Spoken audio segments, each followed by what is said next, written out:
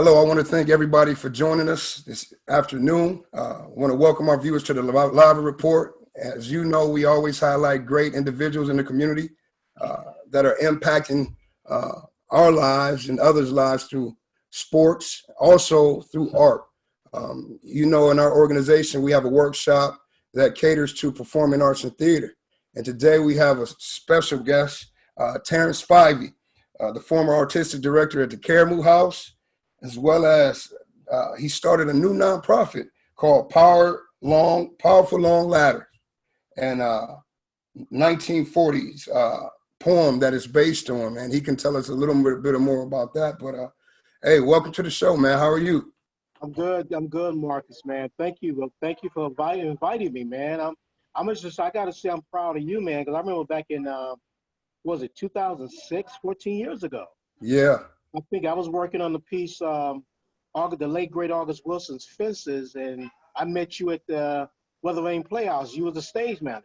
Yeah. Remember that, man. That was a good time. And I hadn't even known any works by August Wilson until you were a great mentor, man. Brought me into a lot of knowledge, and then we ended up going to that Caribou House. We did the August Wilson project where John Sokol created the word portrait of August Wilson's Fences, Right. and now that word portrait is actually in his actual monument, his museum. Oh, really? Yep. It's hanging in the museum. So one of the original prints. Yes. You know what? Actually, I had gone by there in Pittsburgh, and I saw that shirt, and I said, "Wait a minute, that reminds me of the gentleman who was at Caramel with Marcus." Yeah. So it's the same. Okay. So he's in Akron now. He lives in Akron, right? Yep. He's an Akron guy. Yeah. Whoa, man. Yeah.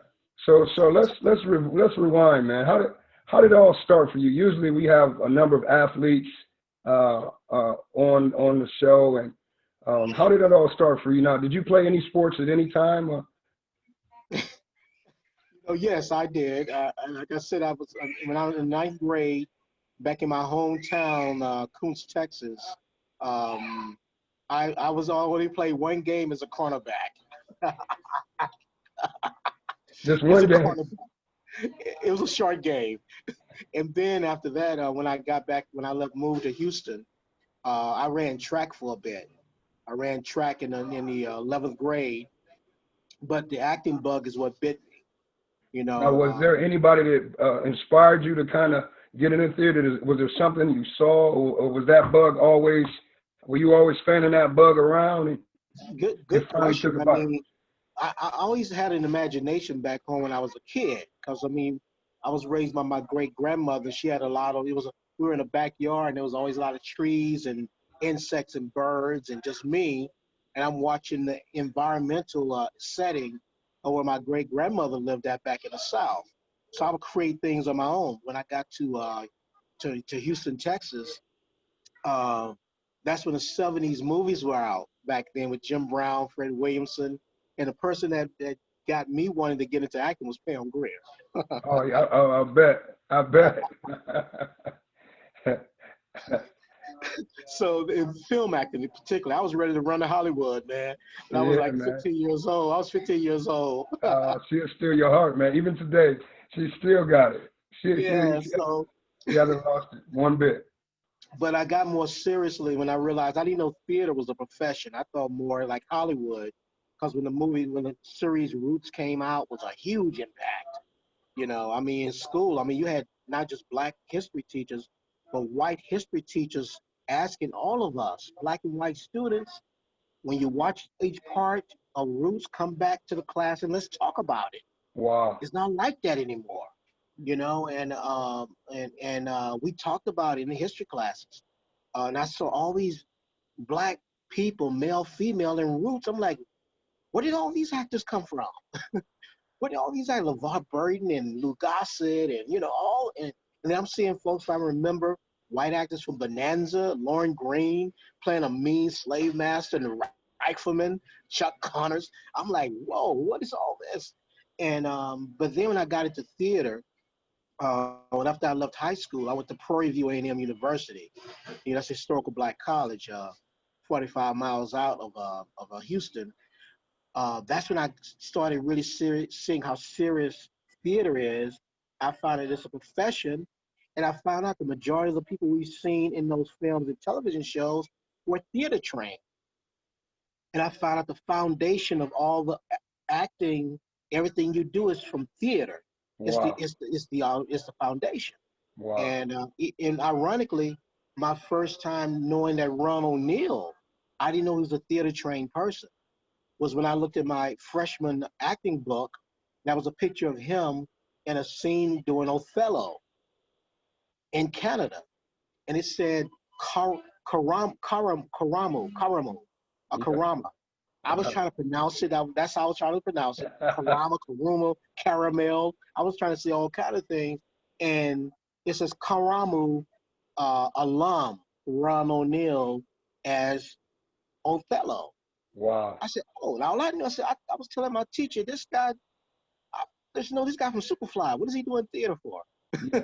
Yeah. Yeah. And of course, fast forward, I got here to Cleveland. I found out that this is Caramel House, and he's from Cleveland, and and the pronunciation that I had was Caramu is not the real pronunciation of Caramu's Caramo. Karamu. Yeah. So but yeah, I got seriously into theater and realized it was a profession, you have to be committed and disciplined. Was in theater, right there at Prairie View A&M. Wow. So who was I believe you invited a special guest to speak to us, and I remember he talked about the theater being like the church. And I believe he was one of your mentors. What was his name again? Oh, you remember that? Yes, C. Lee Turner, Yes. Clarence Lee Turner. You remember that? Wow, good Yeah. memory. Yes, Yeah. it's like Yeah. church. He talked about it being spiritual, theater or art being a spiritual connected to the Bible. And he talked about the pulpit, and everything, the congregation being the audience, the call and response, how you respond to theater, applauding, you know, and we are ministers up there giving a message. Right. We're ministers up there. So I love the way he laid that out. He says very close to to the Bible, because Right. you're giving of self. You're like a spiritual vessel giving of self, and you're like a custodian to the arts. And it's interesting that we're talking about this because I thought about the late Chadwick Boseman Yes. and how he gave of himself. He gave himself sacrificing, doing all these movies, for the sake of art expression that he loved.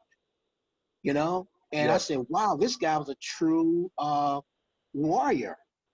He was a Yeah. true soldier of the arts. Yeah, I had to go back and go watch a few of his films. I didn't realize he had. It's about they're pumping it real right now. I've seen about maybe 8 that Yes, I have to go through. yes. And man, I mean, I really have to sit down and really study his craft and his commitment beyond Black Panther. I took a chance, and I even told a couple of people. They didn't respond back. But my opinion, I felt like he was on the verge. Because I'm gonna tell you, Marcus, all these years I've been in the business, and I've always looked at the fact that who is the greatest actor. You know, Marlon Brando was considered the greatest American actor. Then Robert De Niro came along with Al Pacino and Robert Duvall. But Robert De Niro is the one for me in terms of the white actor category. But do you know, to this day, even though Sidney was the one that he was the gatekeeper, he was the one that opened the doors, you know, it dignified, personified everything he's done. But I could never pinpoint anyone I could say was the greatest black actor. I never could, even with Denzel's work. I still haven't been able to do that. Yeah. My favorite, I love, Samuel L. Jackson, he's my boy. Denzel does some stuff. Sidney, of course, is the man, but I never could say who was the greatest in my lifetime until now. Chadwick was on his way for me after all these years being the greatest on the screen. Wow. Because Wow. for me, it's not about the amount of movies. People say, well, he ain't done that many films. Bruce Lee didn't either. Bruce Lee did 4. You see what I'm saying? Yeah. You know, James Dean did 3 movies before he died. He did in that car crash he was in. You know, And all three films are masterpieces that he Right. did. And Right. before, if he would have still been alive, we wouldn't even think about Marlon Brando as the actor. It would have been James Dean because Marlon Brando looked up to him, you Right. know? So it's just some things I was watching the brother do in all his movies, man. He didn't make three movies. He didn't make four. He made 8 to 9 films. Right. And Right. a nice package there. Even though we would love to have seen him do more, man. My God, you Yeah. know. But even just in those films, I saw you could see some vibration. Like this guy is a whole different ball game. He's unique. Yeah. He's a rarity. Yeah. He's a rarity, and he's very available. Because we used to learn in acting classes about being available, mean just being available and not putting you in front of you what you're doing, and not questioning things. He was always available. It seemed like he was there organic, like we're doing now. He was Yeah. always seemed organic on Yeah. the stuff that he do. Right. Nothing against Denzel, Samuel, or even the great Sidney Poitier, because he was in a different decade too. He was Yeah. had different storylines, different scripts. But this guy didn't seem mechanical, didn't seem technique. He just seemed available Right. and always there, you know. Right. But yeah, Tough loss. man, Tough it, loss, man. Tough loss. yeah, oh man, yeah, what a blow, what a blow. I haven't felt that in a long. I haven't felt that kind of blow in a long time. And Because I didn't even mostly know he had it. He hit it so well. I mean, I didn't even know. talking And about he spent a lot strength. of time taking care of others and encouraging others who are going through their process. It I mean, it this, reminds me of this gentleman back when I was in New York. I immediately thought of him, this Italian actor back in Italy. It was said though he knew he was dying. This guy, he did a film called Il Postino, and Italian means the postman. This Italian actor, if you look it up, he's there. They told him not to shoot the film because he had a bad heart condition. He was told he needed to get heart surgery right away. He refused and postponed that in order to do this film, Il Postino, and he died a couple of days after he finished the film. wow. Il Postino, I'm, this actor. I'm gonna check it Um, out. and I definitely thought about him.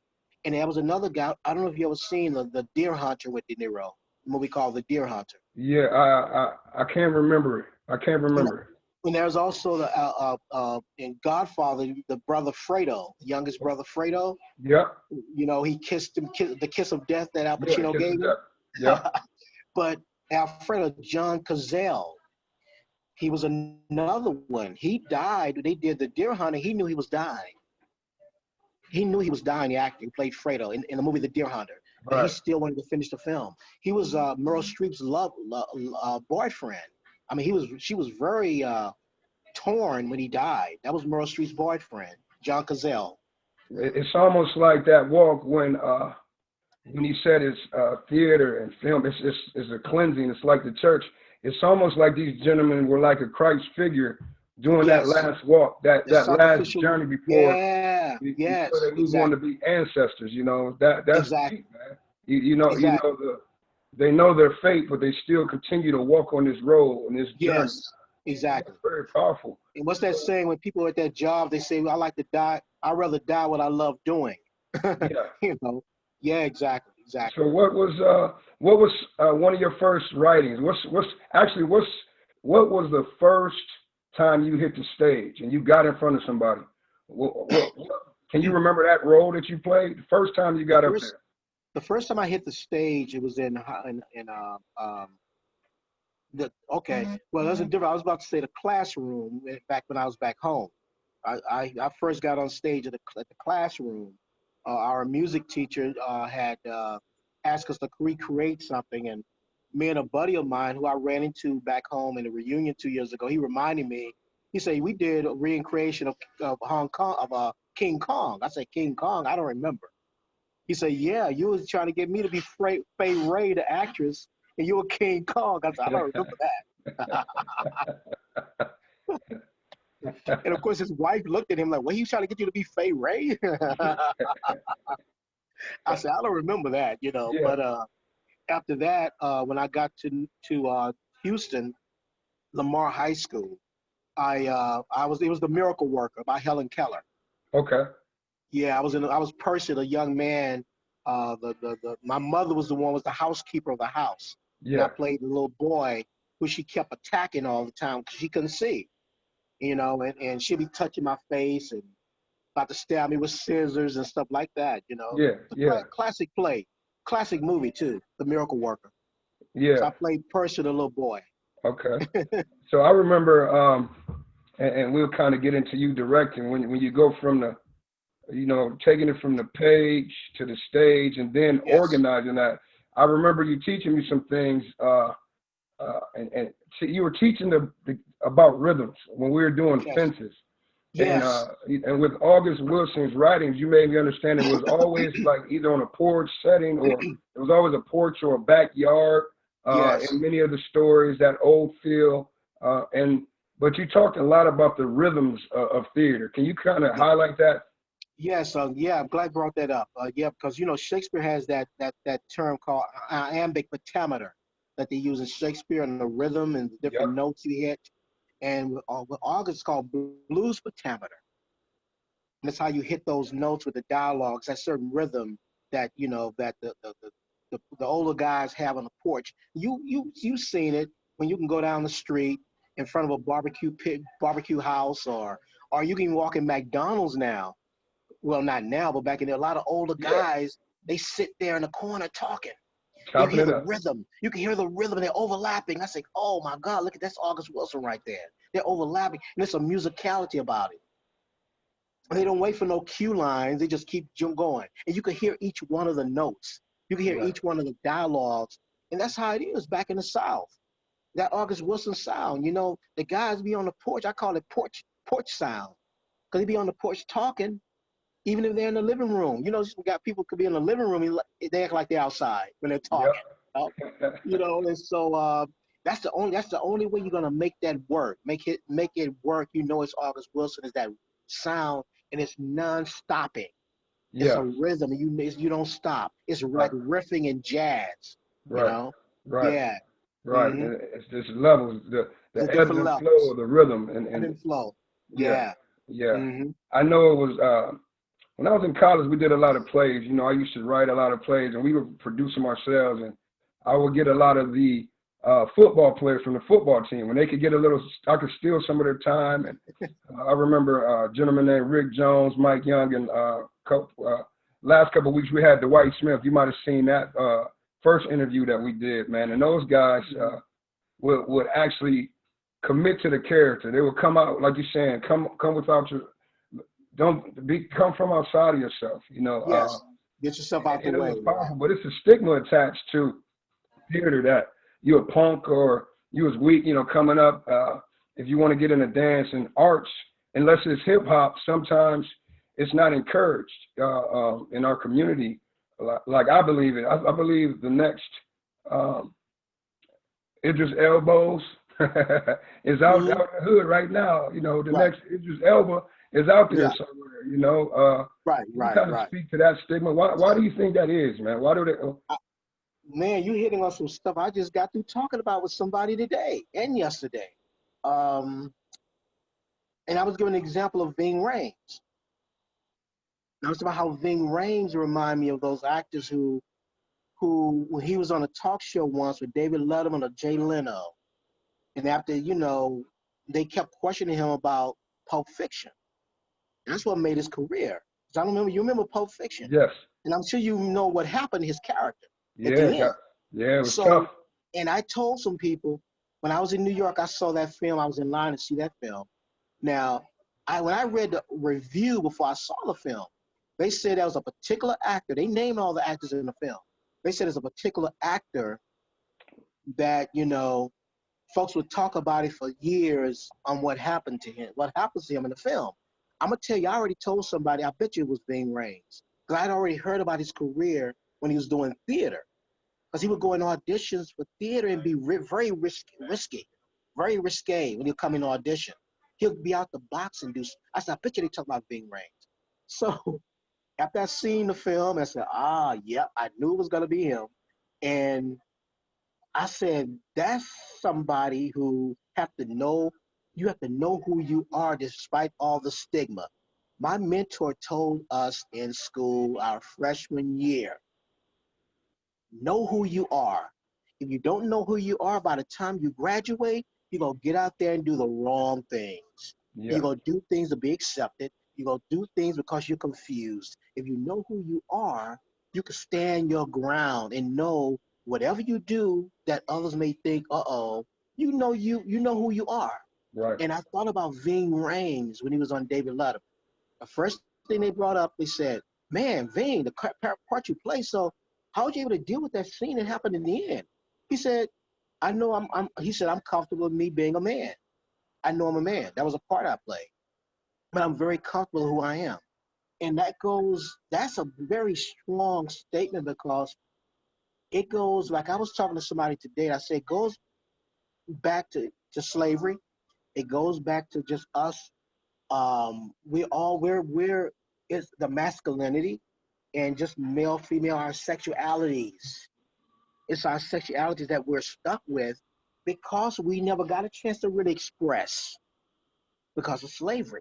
We were beaten down so much we couldn't express any kind of way except singing and dancing. But when it's time for emotional, we couldn't do that. We had to keep quiet. That's why we're the most emotional people because we letting all that out. We go to a movie or go see a play, we can't stop talking because we're emotional people. We're very emotional because what we have come through from the antebellum. Yeah. But we were always deprived of really being able to be expressive and being able to release and show love toward each other. And Yeah. that's a stigma there. And we Yeah. even toward each other. So when you see people, especially in film, are dancing because I think around the time I was in school, Rock Hudson that came out, they thought he was the matinee idol, and the minute they found out he had AIDS, that spread out like wildfire through Hollywood. He was the first one. That made folks start looking at actors after that. It used to be any time a black man or a white man too, get into dance, oh, he's a sissy, he's a punk. But now in theater, it was another ball game. He warned us. Our mentor said, "Look, you're gonna be called all kind of names. Be ready. You're on campus. This is a microcosm of the world. You're gonna be called punks. You're gonna be called all kind of names, but you got to stay focused. You know who you are. If you're very secure with yourself, you're not gonna let that bother you. You're gonna keep moving and let those folks say what they want to say. And that's what kept me going. And one thing he always said too, he said, never, never, ever deal with anybody who don't have as much to lose as you do. Mm. Mm. Do not, do not deal with anybody. If you deal with somebody who has a lot much to lose, if you're gonna mess around with a female sportscaster or newscaster who's married, she ain't gonna run out and say, "Hey, we messed around." She's not gonna do that. She has to look out for herself too. Yeah. So that's what he was really saying. So when I got to Cleveland, and when I got to Caramel, and then all this stuff coming out, the newspapers and articles, and I'm on TV, and somebody said, "Terrance, oh, you know how people can get jealous and envious when people start doing well? Not you ain't got no skeleton in your closet, do you?" Nope, nope, because I ain't dealing with nobody had a lot who has a lot to lose compared to what I have to lose. I Right. dealt with nobody, so nobody came at me at all. Nobody can say I was riding on the back of a pig or at some party, and you ain't like nothing like that. Yeah. We didn't get drunk nowhere. Thank God, man. Marcus, I was in New York for 18 years, man. That's concrete Babylon. Yeah. You know, Yeah. I was able to keep myself focused Yeah. and not be tempted. Now I've gone to parties. Now I've seen some stuff. You know, I mean, he told us. He told us. He said, "Look," he said he would bring one of his former students who lived in New York. He would come to campus at Prairie View and lay it out and tell us how New York is and be aware and be on the lookout and stay focused. He told us a lot of things. And I Right. went there and I saw it. And Right. I was able to turn around and not get caught in the middle of all the shenanigans. Yeah. Yeah. And the circle is pretty tight though. Because the New York, the circle in theater is pretty tight. The circle around there, these folks do some crazy stuff, but it would never leak out. They do some crazy stuff. They get drunk, and then the next day, it's like nothing happened. Yeah. It's like a code. They do some crazy, and they walk. It's time to do a show, like nothing ever happened. Like nothing never happened. So But thank God I wasn't part of that. I saw some crazy stuff though. I bet, man. So I work with a lot of youth, man, and I know some of our youth, they're going to watch this sooner or later. Some educators will play this for the youth, I know. In our community, and you can speak to this, you know, even when I was directing and even the small things we did, you just can't play, just because you're African American, you just can't play an African American. There's so many facets and there's so many, we're a kaleidoscope of personalities, we're a kaleidoscope of emotions and backgrounds. People think they can just get a role, and just because you're black, or you can just play that role, and it's not so. There's so much depth to an individual role, and then learning that you have to find experience or even tap in. I know you taught us that to tap in to something, maybe some experience to kind of bring into the character. Even though it's an individualized character, but you're tapping into something that's there. But there's so many different kinds of black folk. Can you speak to that and when directing, or, you know, what do you think about that concept? One thing, I forgot the name of the organization I was in Akron. It's these kids, they're from there's a private school, I think. They have to have a good grade point average. I forgot the lady's name, Leslie. Leslie Parker Barnes? Yeepaw? Yes, Is it yes. Yeepaw? Yes, sir, that's them. Auntie Leslie. A couple of years ago, I don't know if you know, they had brought us to Civic Center. We did God's Trombones. They brought us to God's, it was a fundraiser. Okay. I think it was Alvin Ailey, then it was Dances of Harlem. They came to Karamu, and a board director saw my show, and she brought us to do a show there. But before that happened, they brought me to Yeepaw to talk to the students. Okay, and I talked about the fact of, you know, playing parts, and I talked about the fact that you have to be unique. That's the key. Just like everybody's fingerprint is different. You would think like it's a million of us, but everybody's fingerprint. If you do everybody's fingerprint is different. That's amazing. Yes. So why can't you be unique? You could be unique. You could be the most unique person out of a million people. And particularly if you're competing against some people, you can be unique. You know, in terms of like when you come to audition, I even talked about the fact of identify and substitute. You have to identify, like you're saying, tap into these emotions of going back to the past. If you can't recall something to make you cry, you know, something that if it's not similar to that situation in the play, sometimes you substitute for something else that made you cry. So we call it identifying substitute. Substitute. Sometimes people don't want to go there. As a director, I don't push it, but we got so many emotions as African Americans. If you want to think about the dog, or you think about a cat or a relative, and it could be personal. You don't have to tell anybody where it came from. We just know it got there, because some actors will tell you it's personal, how they got there to that crying moment or that emotional moment. When they do that, that's what makes us special. When we're willing to, as artists, willing to pull from our own self in order to express to others, to pull something out of the audience, that's special, man. Whether you're a dancer or you're an artist drawing or you're acting or even when you're singing, you know, that's special. We're special people. Artists are special. And because you're pulling from self. You don't have a brush. You don't have any paint. You know, you don't have an easel. It's just you. Just your own body and voice up there on the stage. Wow. And you got to create, you know. And for you to be willing to stand there and to be vulnerable and be emotionally naked, emotionally, that's big time. That's a rare beast. That's why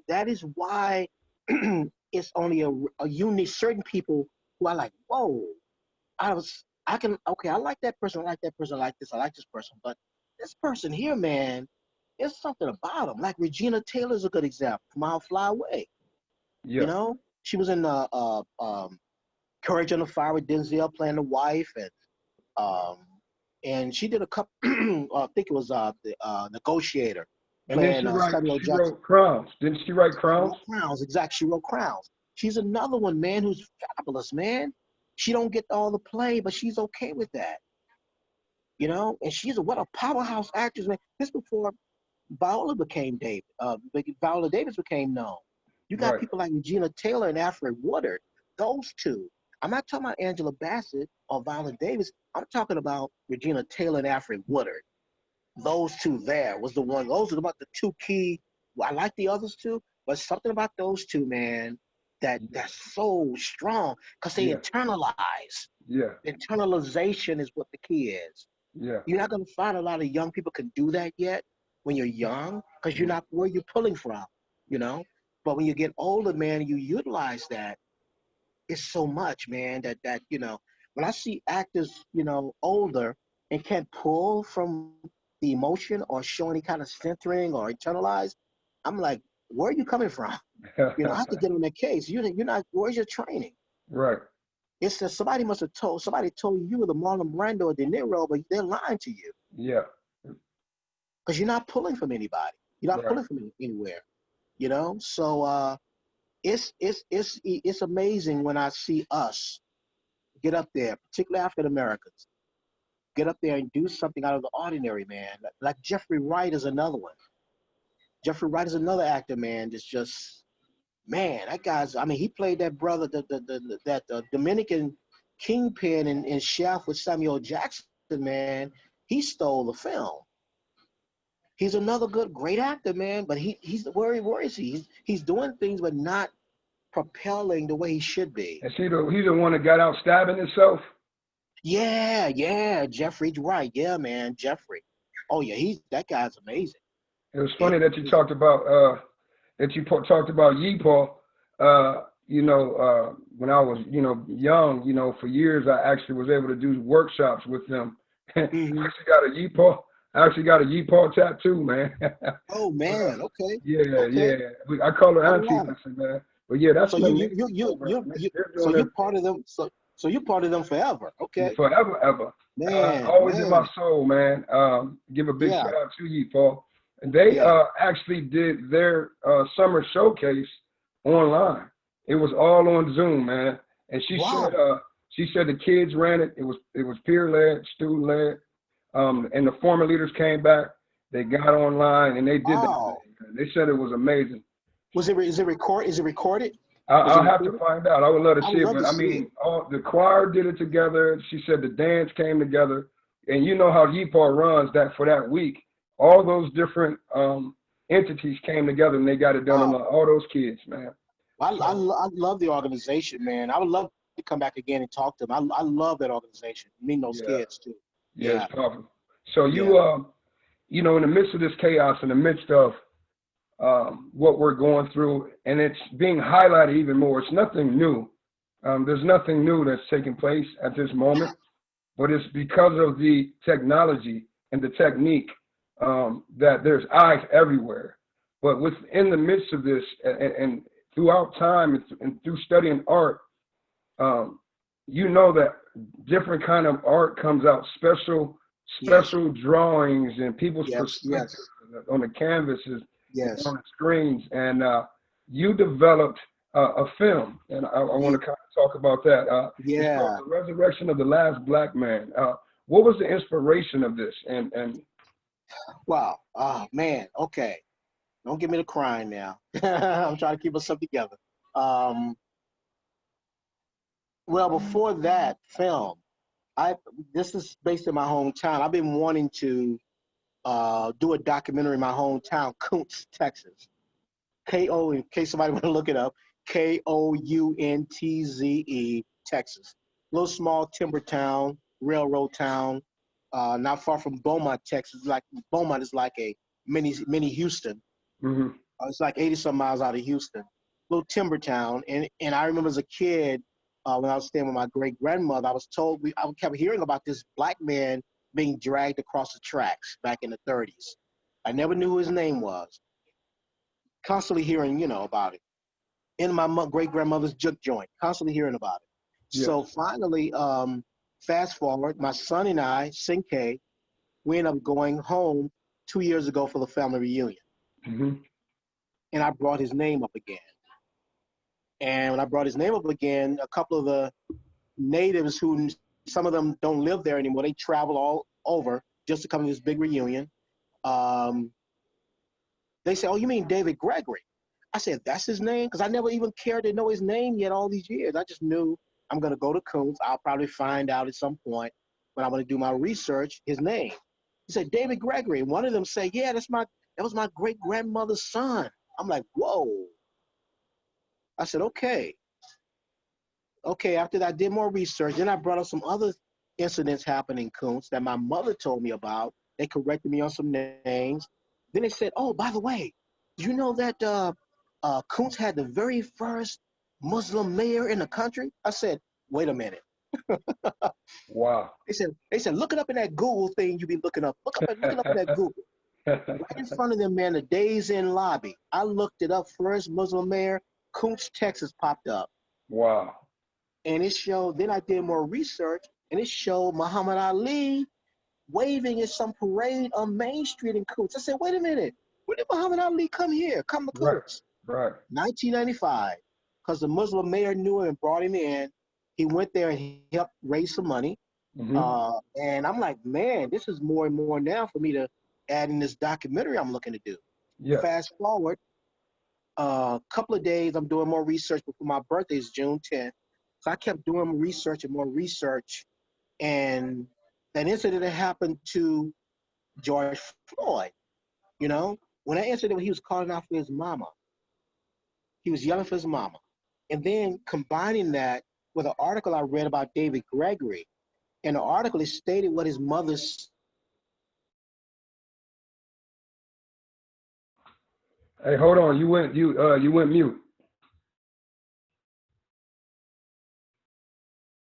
Yep. You got it. There you go. Let me see. I can barely hear what you say. Yeah, you had accidentally went mute. No, you saying Yeah, so it was a combination study on yeah, it was what a happened with yeah, it was George a yeah, it David was a Gregory. combination. Yeah, with David Gregory, what happened to him in 1933? He was accused of killing a white woman. Found out down the line he was innocent, but they dragged him, beat him up, cut out his heart, cut out his genitals, nailed his heart to a tree. Some of that I didn't put in the film. I'm gonna use that for the full-length documentary. But then they were about to burn him, get ready to burn him. They hung him, took him down, burned him. They couldn't completely burn him because the wind blew out the fire. So they said, okay, we're going to come back and burn him some more. But in the meantime, let's take him to his mama's house. They dragged him to his mother's house, all burnt, cut up, you know. And in the article I read, it says she came outside, 1933. She came outside and looked at them and said, "You done right, white folks." Turned back around and went back into her house. I said, whoa, this mama son thing is hitting me with George Floyd, his mother, David Gregory's mother with him. And I call a friend of mine, Jennifer Hearn, wonderful photographer. Um, and I said, look, I got to do a short film right away. I can't wait to do a documentary. I got to do something now here right here in Cleveland, make it look like a small town, you know? She said, Terrance, let me know. So I went the day after my birthday, man. We shot it in one day, June 11th. First, she said, Terrance, I don't know how to edit. I don't know how to edit film. I said I was gonna, because I said, look, I'll just get the cinematographer that worked with me on a music video I directed for the jazz musician here in Cleveland called Bob Ivory. I Okay. just did a music video for him in February called My Brother. If you go to YouTube, you'll see it called My Brother. I directed that. My Brother by Bob Ivory. I just did that. And then I said, okay, you know what? She said, let's go the direction with this French film back in the 1960s. I said, what film? It says a 28-minute version of a film called La Jetée. I said, I remember seeing that. Let's go that direction. Just use still shots to tell the story. I said, let's go for it. So you can edit, so you can be part of the project. Man, we shot that in one day, brought the actors in. We went that direction. And I said, whoa. I said, you know what? We're going to finish this in 3 days. It's short. We're going to finish it in 3 days. Yeah. That sucker would not let us finish. It was talking to us, man. It was saying, no, you're not going to throw me around like this. It was a spiritual thing, man. We were feeling it. And as we continued, it took close to 2 months to finish editing it. That 8-minute, 46-second film, it took close to 8 weeks, basically. Wow. But it was talking to us. And the reason why it took so long, I remember I go back to a theater mentor of mine back in, I call her my theater mother in New York, J.E. Franklin, who wrote the play Black Girl, also the film version that Ossie Davis had directed with Ruby Dee. And she now specializes in writing short plays now. Mm-hmm. She said, Terrance, I'm going to tell you, the shorter plays are harder to do. Because you got to make sure that beginning, middle, and end makes sense and complete within a short time. Yeah. The beginning, middle, and end. You do a full, and you got time to develop character. You got time to have time for people to gather what's happening. You know, you got time. But a short piece, he says it's difficult. It's hard. Wow. And that's what was going on, man, with that short film. I said, something's not right. And it got to the point Jennifer would send me pictures. I sent her some photos to use.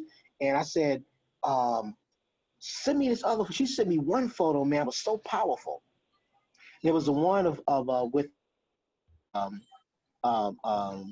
Emmett Till's mother crying, which you may have seen. The brother's trying to hold her up and she's weeping. Yeah. And I had already gotten the audio. Thank God for technology. I was working with the actors through technology, audio stuff. I had the actor Michael May. I said, I sent him the script I wrote. He read it, and I said, can we take this emotion up higher in a certain moment by the time it got to Emmett Till's mother? Because at first it was a different picture at first. Different photo was okay. But he sent me that photo. I said, oh man, I want to keep that photo, Jennifer. Dad said, Michael, we got a different photo, man. It's so emotional. You got to take these lines up higher now. Because the catch is we're using images, still shots to tell the story. We don't have moving pictures and moving emotions. You know what I'm saying? Right. We don't have that, but the actors can just jump and move it. I said, now I'm seeing these pictures. And the other thing, we have to be selective and not overdo with the images. We have to make them simple and complete. Yeah. To make sure one picture can represent some narrative, and then we go to the next. As opposed to some documentaries, you will see a picture represent a narrative. Every picture representing a narrative. I said we have to be careful with that, and it's a short film. Right. So we were feeling it, man. I'm like, whoa. I saw it. I said, resurrection of a black man, and folks, it's so many ways to play with it. Somebody said, oh wow, when he saw the film, I said the title plays many. I said, yeah, it could be defined in many ways. They said, you're talking about him being the last black man hung and burned in Texas. But the way you got it, last black man, like it's like they're extinct. I said, I wanted to play with that too. Yes, yes. I want to play with that meaning just in general, the last black man, even though we're talking about him being the last black man in Texas, hung and burned. Yeah. So it's gotten some, on my Powerful Long Ladder Facebook page, you go there, it's increased the people, joining that page. Because I wasn't really pushing it much. I'll put stuff on the theater page, and I was waiting until I get something going and really start focusing, bringing folks there. That film, man, has brought a lot of people there. People who are not even friends of mine on Facebook. Wow. Because others have been sharing it, and others have been connecting to the page. Right. And then I think Regina Taylor, Golden Globe winner, Regina Taylor said, powerful and moving. Two words. Yeah, she saw it, man. I had told her, she said, I want to see a working copy of what you're doing. I sent it to her because we had worked together last summer. I sent it to her. So, Terrance, this is nice. I said, well, look, I'm looking to I use the term drop, I said, we're dropping on the 30th of July. She said, oh, great. This was like a week before. So on the 30th of July, man, she called me out the blue. She said, Terrance, is it going to drop yet? I said, ma'am, Miss Taylor, I forgot that we pushed it back to another week. We're still editing. She said, can you just still send me the what you have again? I just want to watch it again. I said, sure. I sent it to her. She loved it. She Wow, loved it. man. And then the brother, Ron Cephas Jones, from This Is Us, plays the father, the one who died. I think he comes in as a ghost to talk to his son, actor Sterling Brown. He saw it. He sent me a long. I'll send it to you. He said the long passage, man. Wow, Oh man, he sent me a note. He saw it. He said, man, Terrance. He was really taken back. that's Really amazing, taken back. man. Yeah. You've had an opportunity to work with some major people. You had me doing some acting, man. You brought me up when Richard Brooks came to That's right. Cleveland, I'm glad you brought that up, man. and Yeah, Richard Brooks, uh, man. Yeah, I think it Richard, was called The Free and the Brave or Bring the something like Brave, that. And Richard Brooks, interracial couple and stuff. Yeah, yeah. yeah. And then I Um, see him walk in, man, and then I don't even know what the other young lady's doing now, but man, that was that was some guild work there, brother. yeah, yeah. As a matter of fact, in the what's they took a liking to you, man, because he had your name on file. What's the he was the associate artistic director at the Cleveland Playhouse. Um, he left Cleveland though and went to Kansas City. Oh, Can't okay. recall his name right now, but because I know he's looking to. Because I remember they had you on file when they were doing readings. They were looking to bring. I remember you said, "Man, I'm kind of busy right now." I think something like that. But they want to bring you in to be in some readings, some Yeah, stage. Yeah, yeah, that was cool, yeah. man. They were getting ready to So, groom. man, They were getting ready to groom you, man, over at the Playhouse, man. yeah, yeah. I just know at that time, young family, man, and the commitment, and Exactly. I knew you mentioned that because you traveling and stuff like that. Because they were yeah. looking. They say he's a natural, like that. Talking about Oh he's a man. natural. But I'm Yeah. looking forward to getting back into it. I got 2 scripts, man, that we can review, man. But is there anything that you, before we close out, anything that you want to share with the world today, man? I usually like to say anything that if you can share with the world that we're living in, what would you say to close us out?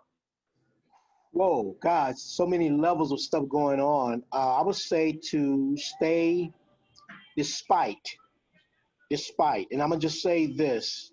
Uh, um, I was watching Pastor Colvin at Olivet. He has a Wednesdays sermon he does at Olivet Baptist Church, which is across the street from Caramel.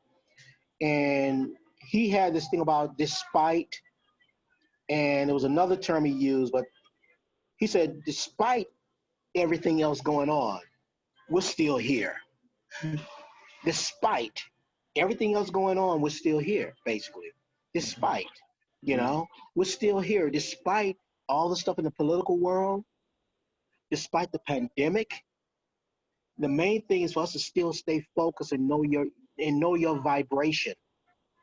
Hold on to your own vibration. Don't let it get whacked out. Sometimes it could, but try to go in a quiet place. As they used to do those power naps back, those power naps. Go in a quiet place and find your moment. I mean, I'm gonna tell you, man, what happened when I ended up leaving Caramel, when I was actually, laid off like it because they let go of the daycare center, me because financial stuff, because a lot of financial problems. It was people thought, whoa, they thought, oh, Terrance is not gonna, oh, Terrance did it, oh, is he gonna leave? I kept myself centered. I kept myself centered. And I came right to where I am now, the Panera Bread. This is 2016, Marcus. I came here like nothing ever happened. I put on my headset, and guess what I did, man? I binged on Breaking Bad. I binged on Breaking Bad like nothing ever happened. And folks who know me from Caramel, they would come in and say, "That's Terrance. We just saw him in the paper." It was it was opposite of what they expected. Right. Always believe in go against the opposite of what people expect of you. They think you're gonna go crazy. You think just stay focused. That's the main key. Stay focused, stay grounded, and stay centered. That's the key. That makes a big difference. Yes. Yes. It makes a big difference, man. Stay centered within yourself. This is the time when folks who know themselves are being tested.